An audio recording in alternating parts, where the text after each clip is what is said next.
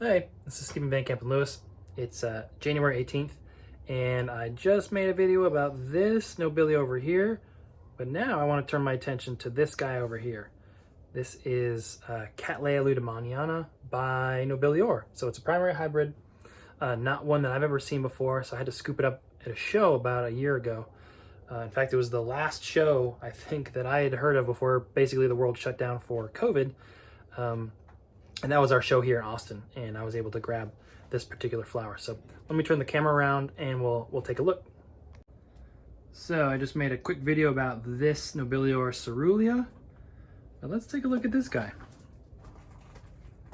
A very attractive flower.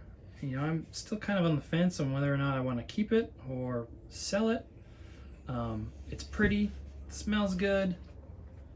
I don't know if it's pretty enough. I'd be curious to hear what y'all think in the comments.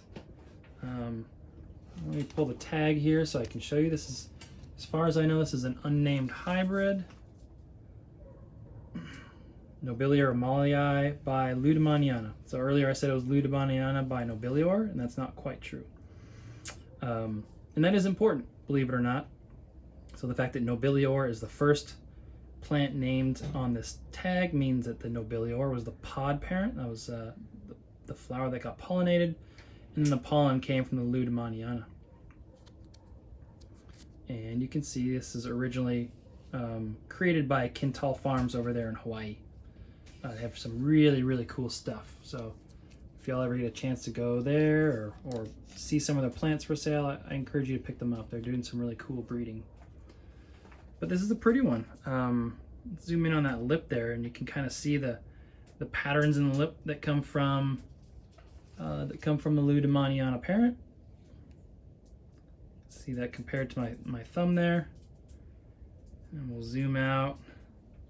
It is the flower itself is a bit cupped, and it's a bit crowded. So there's only two flowers, and they seem to be competing for space.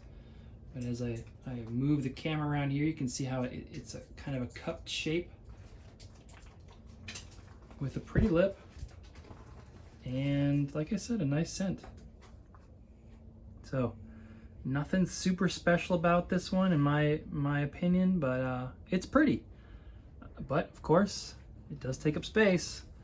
You can see the size of the pot that it's in, and if you can imagine, if you have a limited space like mine, you got to start culling those orchids and making tough decisions. So I'll be thinking about if I want to keep this one or not.